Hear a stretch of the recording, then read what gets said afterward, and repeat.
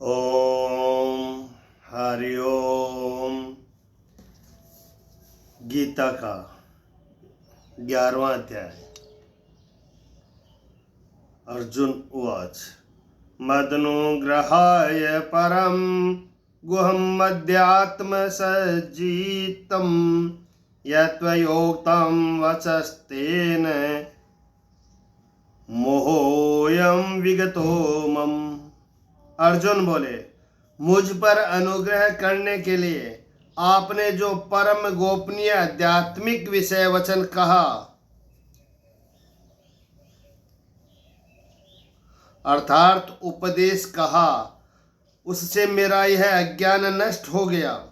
क्योंकि हे कमल नेत्र, मैंने आपसे भूतों की उत्पत्ति और प्रलय विस्तार पूर्वक सुने हैं तथा आपकी अविनाशी महिमा भी सुनी है। हे परमेश्वर, आप अपने को जैसा कहते हैं यह ठीक ऐसा ही है, परंतु हे पुरुषोत्तम, आपके ज्ञान, ऐश्वर्य, शक्ति, बल, वीर्य और तेज से युक्त ऐश्वर्य रूप का मैं प्रत्यक्ष देखना चाहता हूँ। हे प्रभु, प्रभु मतलब उत्पत्ति, स्थिति और प्रलय तथा अंतर्यामी रूप से शासन करने वाला होने से भगवान का नाम प्रभु है। हे प्रभु, यदि मेरे द्वारा आपका वह रूप देखा जाना शक्य है ऐसा आप मानते हैं तो हे योगेश्वर, उस अविनाशी स्वरूप का मुझे दर्शन कराइए। श्री भगवान बोले कि हे पार्थ, अब तुम मेरे सैकड़ों हजारों नाना प्रकार के और नाना वर्ण तथा नाना आकृति वाले अलौकिक रूपों को देख। हे भरतवंशी अर्जुन, तू मुझ में आदित्यों का अर्थात अदिति के 12 पुत्रों को, 8 वसुओं का, 11 रुद्रों को, दोनों अश्वनी कुमारों को और 49 मरुदगणों को देख तथा और भी बहुत से पहले न देखे हुए आश्चर्यमय रूपों को देख। हे अर्जुन, अब इस मेरे शरीर में एक जगह स्थित चराचर सहित संपूर्ण जगत को देख तथा और भी जो कुछ देखना चाहता हो सो देख, परंतु मुझको तू इन अपने प्राकृतिक नेत्रों द्वारा देखने में निसंदेह समर्थ नहीं है। इसी से मैं तुझे दिव्य अर्थात अलौकिक चक्षु देता हूं। इससे तुम मेरी ईश्वरीय योग शक्ति को देख। संजय बोले, हे राजन, महायोगेश्वर और सब पापों के नाश करने वाले भगवान ने इस प्रकार कहकर उसके पश्चात अर्जुन को परम ऐश्वर्य युक्त दिव्य स्वरूप दिखलाया। अनेक मुख और नेत्रों से युक्त, अनेक अद्भुत दर्शनों वाले, बहुत से दिव्य भूषणों से युक्त और बहुत से दिव्य शस्त्रों को हाथों में उठाए हुए, दिव्य माला और वस्त्रों को धारण किए हुए, दिव्य गंध का सारे शरीर में लेप किए हुए, सब प्रकार के आश्चर्यों से युक्त, सीमा रहित और सब और मुख किए हुए विराट स्वरूप परम देव परमेश्वर को अर्जुन ने देखा। आकाश में हजारों सूर्यों के एक साथ उदय होने से उत्पन्न जो प्रकाश हो वह भी उस विश्व रूप परमात्मा के प्रकाश के सदृश कदाचित ही हो। पांडु पुत्र अर्जुन ने उस समय अनेक प्रकार से विभक्त अर्थात पृथक पृथक संपूर्ण जगत को देवों के देव श्री कृष्ण भगवान के उस शरीर में एक जगह स्थित देखा। उसके अनंतर वे आश्चर्य से चकित और पुलकित शरीर अर्जुन प्रकाश में विश्वरूप परमात्मा को श्रद्धा भक्ति सहित सिर से प्रणाम करके हाथ जोड़कर बोले। अर्जुन बोले कि हे देव, मैं आपके शरीर में संपूर्ण देवों को तथा अनेक भूतों के समुदायों को, कमल के आसन पर विराजित ब्रह्मा को, महादेव को और संपूर्ण ऋषियों को तथा दिव्य सर्पों को देखता हूँ। मैं संपूर्ण विश्व के स्वामी आपको अनेक भुजा, पेट, मुख और नेत्रों से युक्त तथा सब ओर से अनंत रूप वाला देखता हूँ। हे विश्वरूप, मैं आपके न अंत को देखता हूँ, न मध्य को और न आदि को ही। आपको मैं मुकुट युक्त, गदा युक्त और चक्र युक्त तथा सब ओर से प्रकाशमान तेज के पुंज, प्रज्वलित अग्नि और सूर्य के सदृश ज्योति युक्त, कठिनता से देखे जाने योग्य और सब ओर से अप्रमेय स्वरूप देखता हूं। आप ही जानने योग्य परम अक्षर अर्थात परब्रह्म परमात्मा है। आप ही इस जगत के परम आश्रय है। आप ही अनादि धर्म के रक्षक है और आप ही अविनाशी सनातन पुरुष है, ऐसा मेरा मत है। आपको आदि अंत और मध्य से रहित, अनंत सामर्थ्य से युक्त, अनंत भुजा वाले, चंद्र सूर्य रूप नेत्रों वाले, प्रज्वलित अग्नि रूप मुख वाले और अपने तेज से इस जगत को संतप्त करते हुए देखता हूँ। हे महात्मन, यह स्वर्ग और पृथ्वी के बीच का संपूर्ण आकाश तथा दिशाएं एक आप से ही परिपूर्ण है तथा आपके इस अलौकिक और भयंकर रूप को देखकर तीनों लोक अति व्यथा ही प्राप्त हो रहे हैं। वे ही देवताओं के समूह है, आप में प्रवेश करते हैं और कुछ भयभीत होकर हाथ जोड़े आपके नाम और गुणों का उच्चारण करते हैं तथा महर्षि और सिद्धों के समुदाय कल्याण को ऐसा कहकर उत्तम उत्तम स्तोत्रों द्वारा आपकी स्तुति करते हैं।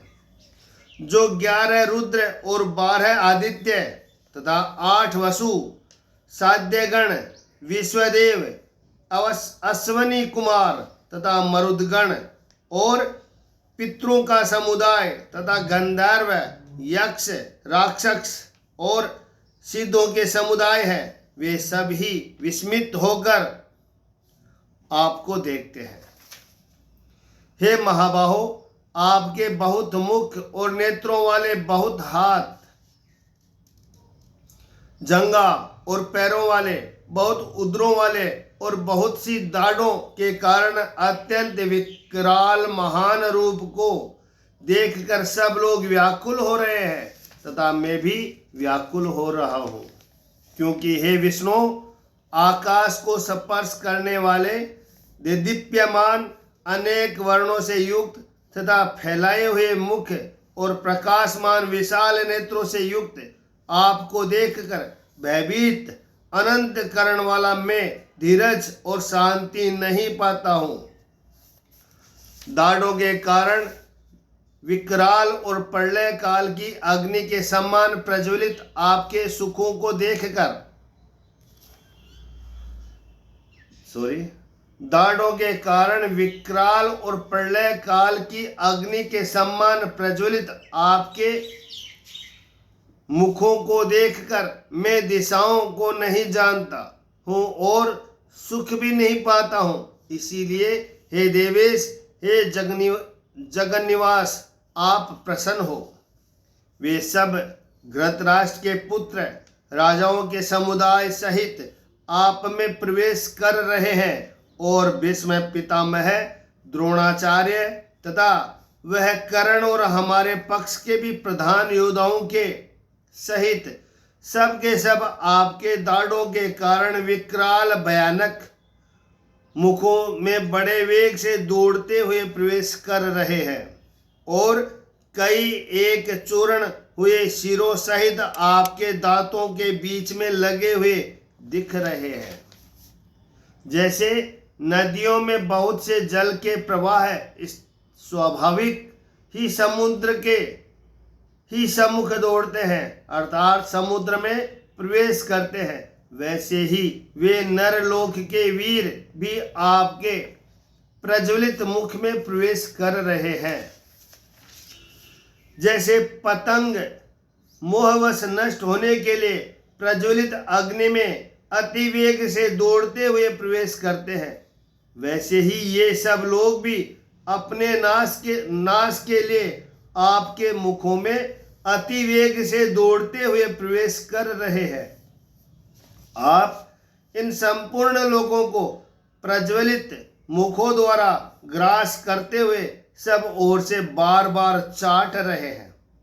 हे विष्णु, आपका उग्र प्रकाश संपूर्ण जगत को तेज के द्वारा परिपूर्ण करके तपा रहा है। मुझे बतलाइए कि आप उग्र रूप वाले कौन हैं? हे देवों में श्रेष्ठ, आपको नमस्कार हो। आप प्रसन्न होइए। आदि पुरुष, आपको मैं विशेष रूप से जानना चाहता हूँ, क्योंकि मैं आपकी प्रवृत्ति को नहीं जानता। श्री भगवान बोले, मैं लोगों का नाश करने वाला बढ़ा हुआ महाकाल हूँ। इस समय इन लोगों को नष्ट करने के लिए प्रवृत्त हुआ हूँ। इसीलिए जो प्रतिपक्षियों की सेना में स्थित योद्धा लोग हैं, वे सब तेरे बिना ही नहीं रहेंगे, अर्थात तेरे युद्ध न करने पर भी इन सब का नाश हो जाएगा। अतएव तू उठ, यश प्राप्त कर और शत्रुओं को जीतकर धन धान्य से संपन्न राज्य को भोग। ये सब सूरवीर पहले से ही मेरे ही द्वारा मारे हुए हैं। हे सव्य साचिन, यानी सव्य साचिन किसे कहते हैं कि बाएं हाथ से भी बाण चलाने का अभ्यास होने से अर्जुन का नाम सव्य साची हुआ था। हे सव्य साचिन, तू तो केवल निमित्त मात्र बन जा। द्रोणाचार्य और भीष्म पितामह तथा जयद्रथ और कर्ण तथा और भी बहुत से मेरे द्वारा मारे हुए सूरवीर योद्धाओं को तू मार। भय मत कर, निसंदेह तू युद्ध में वैरियों को जीतेगा, इसीलिए युद्ध कर। संजय बोले, केशव भगवान के इस वचन को सुनकर मुकुटधारी अर्जुन हाथ जोड़कर कांपता हुआ नमस्कार करके फिर भी अत्यंत भयभीत होकर प्रणाम करके भगवान श्री कृष्ण के प्रति गदगद वाणी से बोले। अर्जुन बोले, हे अंतर्यामी, यह योग्य ही है कि आपके नाम गुण और प्रभाव के कीर्तन से जगत अति हर्षित हो रहा है और अनुराग को भी प्राप्त हो रहा है तथा भयभीत राक्षस लोग दिशाओं में भाग रहे हैं और सब सिद्ध गणों के समुदाय नमस्कार कर रहे हैं। हे महात्मन, ब्रह्मा के भी आदिकर्ता और सबसे बड़े आपके लिए वे कैसे नमस्कार न करें, क्योंकि हे अनंत, हे देवेश, हे जगनिवास, जो सत असत और उनसे परे अक्षर अर्थात सच्चिदानंद घन ब्रह्म है, वह आप ही है। आप आदिदेव और सनातन पुरुष है। आप इस जगत के परम आश्रय और जानने वाले, जानने योग्य और परम धाम है। हे अनंत रूप, आपसे यह सब जगत व्याप्त अर्थात परिपूर्ण है। आप वायु, यमराज, अग्नि, वरुण, चंद्रमा, प्रजा के स्वामी ब्रह्मा और ब्रह्मा के भी पिता हैं। आपके लिए हजारों बार नमस्कार नमस्कार हो। आपके लिए फिर भी बार बार नमस्कार नमस्कार। हे अनंत, हे सामर्थ्य वाले, आपके लिए आगे से और पीछे से भी नमस्कार। हे सर्वात्मन, आपके लिए सब ओर से ही नमस्कार हो, क्योंकि अनंत पराक्रमशाली आप समस्त संसार को व्याप्त किए हुए हैं। इससे आप ही सर्वरूप है। आपके इस प्रभाव को न जानते हुए आप मेरे सखा है ऐसा मानकर प्रेम से अथवा प्रमाद से भी मैंने हे कृष्ण, हे यादव, हे सखे, इस प्रकार जो कुछ बिना सोचे समझे हठात कहा है, और वे हे अच्युत्य, आप जो मेरे द्वारा विनोद के लिए विहार, शय्या, आसन, भोजनादि में अकेले अथवा उन सखाओं के सामने ही अपमानित किए गए हैं, वह सब अपराध अप्रमेय स्वरूप अर्थात अचैतन्य प्रभाव वाले आपसे मैं क्षमा करवाता हूँ। आप इस चराचर जगत के पिता और सब किसे बड़े गुरु एवं अति पूजनीय है। हे अनुपम प्रभाव वाले, तीनों लोकों में आपके समान भी दूसरा कोई नहीं है, फिर अधिक तो कैसे हो सकता है। अतएव हे प्रभो, मैं शरीर को भली भांति चरणों में निवेदित कर प्रणाम करके स्तुति करने योग्य आप ईश्वर को प्रसन्न होने के लिए प्रार्थना करता हूँ। हे देव, पिता जैसे पुत्र के, सखा जैसे सखा के और पति जैसे प्रियतमा पत्नी के अपराध सहन करते हैं, वैसे ही आप भी मेरे अपराध को सहन करने योग्य है। मैं पहले न देखे हुए आपके इस सामर्थ्यमय रूप को देखकर हर्षित हो रहा हूँ। मेरा मन भय से अति व्याकुल भी हो रहा है, इसीलिए आप इस अपने चतुर्भुज विष्णु रूप को भी मुझे दिखलाइए। हे देवेश, हे जगन निवास, प्रसन्न होइए। मैं वैसे ही आपको मुकुट धारण किए हुए तथा गदा और चक्र हाथ में लिए हुए देखना चाहता हूँ। इसीलिए हे विश्वरूप, हे सहस्त्रबाहो, आप उसी चतुर्भुज रूप से प्रकट होइए। श्री भगवान बोले, हे अर्जुन, अनुग्रह पूर्वक मैंने अपनी योग शक्ति के प्रभाव से यह मेरा परम तजोमय, सबका आदि और सीमा रहित विराट रूप तुझको दिखलाया है, जिससे तेरे अतिरिक्त दूसरे किसी ने पहले नहीं देखा था। हे अर्जुन, मनुष्य लोक में इस प्रकार विश्व रूप वाला मैं न वेद और यज्ञों के अध्ययन से, न दान से, न क्रियाओं से और न उग्र तपों से ही तेरे अतिरिक्त दूसरों के द्वारा देखा जा सकता हूँ। मेरे इस प्रकार के इस विकराल रूप को देखकर तुझको व्याकुलता नहीं होनी चाहिए और मूढ़ भाव भी नहीं होना चाहिए। तू भय रहित और प्रीतियुक्त मन वाला होकर उसी मेरे इस शंख चक्र गदा पदम युक्त चतुर्भुज रूप को फिर देख। संजय बोले, वासुदेव भगवान ने अर्जुन के प्रति इस प्रकार कहकर फिर वैसे ही अपने चतुर्भुज रूप को दिखलाया, और फिर महात्मा श्री कृष्ण ने सौम्य मूर्ति होकर इस भयभीत अर्जुन को धीरज दिया। अर्जुन बोले कि हे जनार्दन, आपके इस अति शांत मनुष्य रूप को देखकर अब मैं स्थिरचित हो गया हूँ और अपनी स्वाभाविक स्थिति को प्राप्त हो गया हूँ। श्री भगवान बोले, मेरा जो चतुर्भुज रूप तुमने देखा है, यह